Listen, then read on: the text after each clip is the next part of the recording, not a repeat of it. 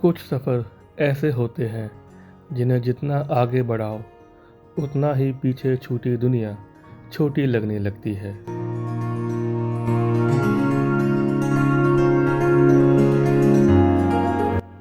और शायद यही पहाड़ों का जादू है।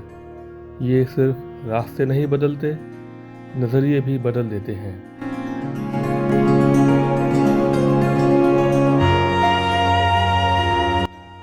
धीरे धीरे शहरों का शोर कहीं खो जाता है, घड़ी की सुइयां मायने खो देती है और फिर बस एक चीज़ बचती है, सफ़र।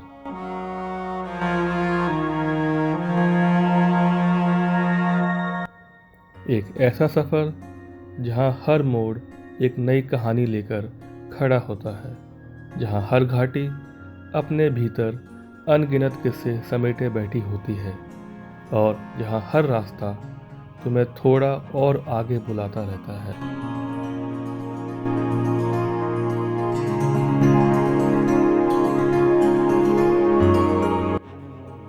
आज भी हम उन्हीं रास्तों पर हैं जिन्होंने न जाने कितने मुसाफिरों को अपनी तरफ खींचा होगा, और शायद हम भी उन्हीं में से एक हैं।